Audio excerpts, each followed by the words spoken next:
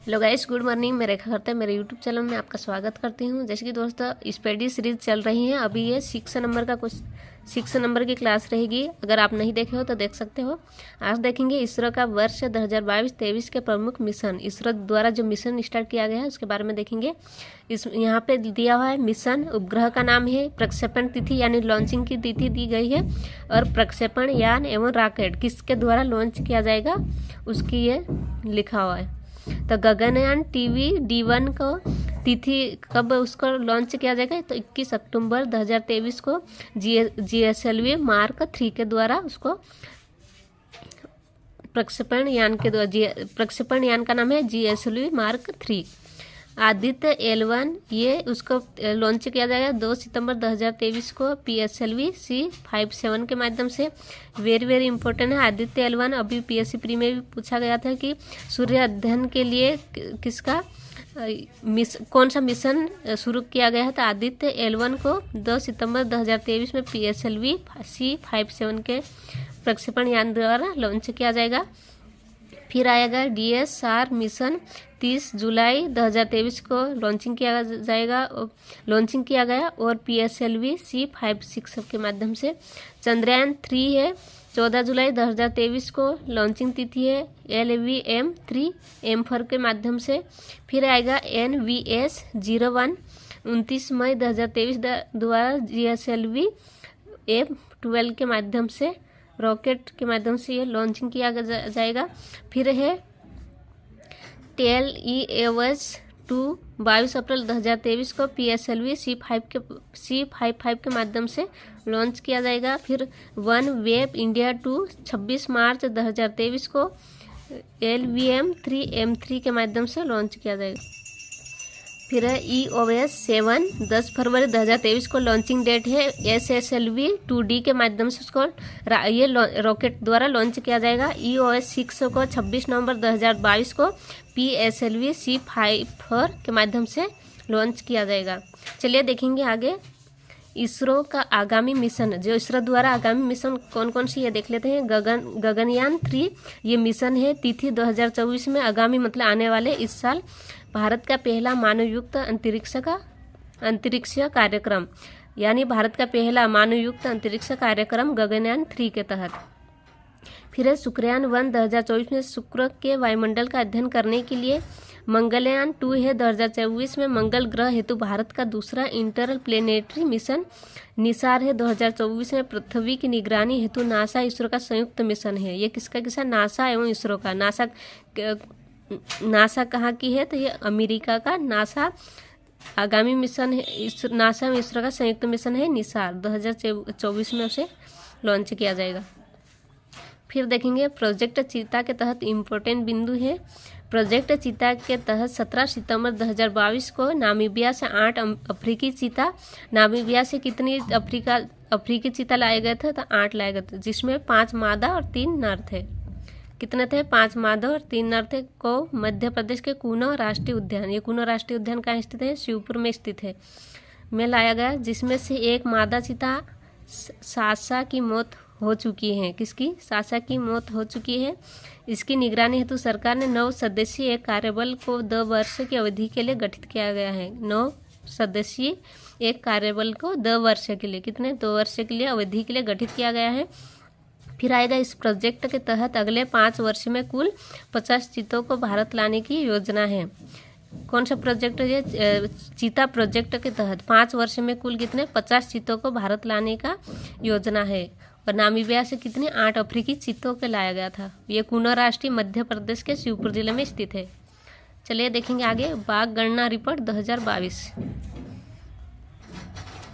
बाघ गणना रिपोर्ट 2022 में जारीकर्ता भारतीय वन्यजीव संस्थान 29 जुलाई 2023 को किया था। भारत में बाघों की कुल संख्या है 3682 बाघों। ये भारत में बाघों की कुल संख्या कितनी है? 3682। इससे पूर्व जारी रिपोर्ट में बाघों की कुल संख्या कितनी थी? 3167 बताई गई थी। पूर्व जारी रिपोर्ट में बाघों की कुल संख्या कितनी बताई गई थी? 3167। जो बाद में जारी हुई रिपोर्ट उसमें 3682 बाघ की कुल संख्या बताई गई है। विश्व का 75% बाघ केवल भारत में देखो विश्व में सार्वत्रिक बाघ कहाँ पाए जाते हैं, तो भारत में पाए जाते हैं। और भारत में कहाँ पाए जाते हैं, तो भारत में सार्वत्रिक कहाँ पाए जाते हैं, मध्य प्रदेश में। अगर विश्व में सार्वत्रिक बाघ कहाँ पाए जाते हैं क्वेश्चन आए तो भारत में आएगा, और भारत में सार्वत्रिक बाघ कहाँ पाए जाते हैं, तो मध्य प्रदेश में। फिर देखेंगे 2018 और 2022 के बीच बाघों की संख्या में वृद्धि कितनी हुई थी, 24.1% दर्ज की गई है। 18 और 22 के बीच में बाघों की संख्या देखी जाए तो 24.1% दर्ज की गई है। जिम कॉर्बेट रिजर्व उत्तराखंड में देश के सबसे ज़्यादा बाघ 260 हैं। जिम कॉर्बेट रिजर्व उत्तराखंड में देश के सबसे ज़्यादा बाघ 260 हैं। बिहार में बाघों की संख्या 2018 में 31 थी, 2022 में 54 हो गई। 18 में कितनी थी, 31 थी, और 22 में कितनी, 54 हो गई। पर्यावरण क्या है, पर्यावरण वन एवं जलवायु परिवर्तन मंत्रालय की रिपोर्ट के अनुसार भारत में बाघों की कुल संख्या कितनी है, 3925। पर्यावरण वन एवं जलवायु परिवर्तन मंत्रालय के तहत कितनी है, 3925 है। और ये भारतीय वन्यजीव संस्थान के अनुसार 3282 है। वार्षिक वृद्धि दर 6.1%। चलिए देखते हैं आगे। फिर ये टॉपिक है भारत में 2021-23 में आए तूफान एवं चक्रवात के बारे में है। यहाँ से भी क्वेश्चन पूछा जाता है कौन सा चक्रवात कब आया था और किसने नाम दिया था। तो ये नाम है, प्रभावित क्षेत्र है, उत्पत्ति और नामकरण किसने किया था इसके बारे में बताया गया है। जो गुलाब नाम का चक्रवात है उसको पाकिस्तान ने नाम दिया था, और प्रभावित क्षेत्र कौन सा है, उड़ीसा और आंध्र प्रदेश को प्रभावित किया था, और बंगाल की खाड़ी में उसका उत्पत्ति हुई थी, क्योंकि पूर्वी भाग में, भारत के पूर्वी भाग में उड़ीसा आंध्र प्रदेश स्थित है और पूर्व में बंगाल की खाड़ी स्थित है। उसका नाम पाकिस्तान ने दिया था। क्या नाम दिया था, गुलाब। फिर आसानी जो किससे प्रभावित किया था, आंध्र प्रदेश और उड़ीसा को किया था, और उत्पत्ति है बंगाल की खाड़ी में हुई थी, और नामकरण किसने किया था, श्रीलंका ने। फिर शीतरंग है, पश्चिम बंगाल और बांग्लादेश में प्रभावित क्षेत्र है। पश्चिम बंगाल को प्रभावित किया था, बांग्लादेश से लगा हुआ कौन सा राज्य है, पश्चिम बंगाल है। तो ये दोनों को प्रभावित किया था शीतरंग ने, और बंगाल की खाड़ी में उत्पन्न हुआ था, और इसका नामकरण किसने किया था, थाईलैंड ने क्या नाम दिया था, शीतरंग। फिर आगे देखते हैं मेंडूस। ये चक्रवात है, तमिलनाडु आंध्र प्रदेश को प्रभावित किया था, और उत्पत्ति है बंगाल की खाड़ी में। UAE संयुक्त राज्य अमीरात ने उसका नामकरण किया था, मेंडूस। और गैब्रियल है, ऑकलैंड न्यूजीलैंड को प्रभावित किया था। किसे, गैब्रियल है तो ऑकलैंड न्यूजीलैंड को प्रभावित किया था, और उत्पत्ति और नामकरण इसका दिया हुआ नहीं है। फिर आएगा मोचा, बंगाल उड़ीसा को प्रभावित किया, और कहाँ उत्पन्न हुआ था, बंगाल की खाड़ी में, और नामकरण किसने किया था, यमन ने। फिर आएगा इल्सा, ऑस्ट्रेलिया के पश्चिम तट पे। ये इल्सा नाम का चक्रवात कहाँ पे आया था, ऑस्ट्रेलिया के पश्चिमी तट पे आया था, और इसमें खाली दिया हुआ है। और बिपरजॉय महाराष्ट्र एवं गुजरात को, मतलब ये भारत के पश्चिमी क्षेत्र को प्रभावित किया था, महाराष्ट्र एवं गुजरात को। और कहाँ पे उत्पन्न हुआ था, तो अरब सागर में। ये नामकरण किसने किया था, बांग्लादेश में। आपको पता होगा कि महाराष्ट्र गुजरात को अरब सागर टच करता है। नामकरण किसने दिया था, बांग्लादेश ने किया था। तो सावला दक्षिणी चीन में, सावला नाम का चक्रवात कहाँ आया था, दक्षिणी चीन में आया था। और डेनियल है तो कहाँ पे, लीबिया में आया था। और हामून नाम का जो चक्रवात की उत्पत्ति कहाँ हुई थी, तो बंगाल की खाड़ी में हुई थी, और नामकरण किसने किया था, ईरान ने किया था। चलिए देखते हैं आगे। फिर है विश्व एवं भारत के शीर्ष 3 सुपर कंप्यूटर, यूनिट 9 के तहत आएगा ये। विश्व में भारत के शीर्ष 3 सुपर कंप्यूटर है। विश्व में 3 सुपर कंप्यूटर शीर्ष नंबर पे कौन है, तो पहला है फ्रंटियर जो अमेरिका का है, दूसरा है फुगाकू जो जापान का है, और तीसरा है लूमी जो कहाँ का है, फिनलैंड का है।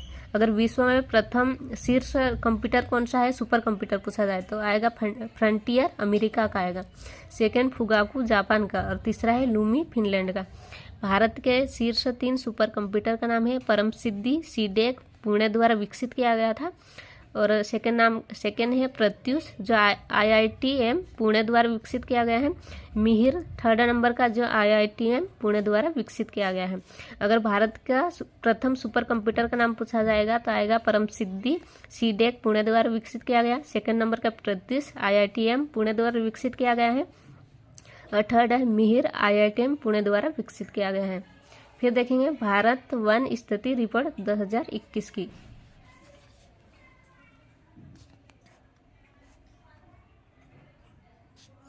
भारत वन स्थिति रिपोर्ट 2021 में है पर्यावरण और वन मंत्री भूपेंद्र यादव। पर्यावरण वन मंत्री कौन है? भूपेंद्र यादव है। 13 जनवरी 2022 को भारत में वन क्षेत्र की स्थिति रिपोर्ट 2021 की 17वीं जारी किया। कौन सी रिपोर्ट थी? 17वीं रिपोर्ट थी। ऐसा भी क्वेश्चन पूछा जाता है कि कौन सी रिपोर्ट थी, तो 17वीं रिपोर्ट थी। परीक्षा उपयोगी महत्वपूर्ण तथ्य देखेंगे, यहाँ से क्वेश्चन पूछा जाता है। देश में कुल वन वृक्षावरण कितना है? तो 8,09,537 वर्ग किलोमीटर में फैला हुआ है, जो प्रतिशत में देखा जाए तो कितना है? 24.62%। कितना है? 24.62% है। देश में कुल वनावरण कितना है? तो 7,13,789 वर्ग किलोमीटर में फैला हुआ है, और इसका परसेंटेज देखा जाए तो 21.71%। देश में कुल वृक्षावरण कितना है? तो 95,748 वर्ग किलोमीटर है, इसका परसेंटेज 2.91% है।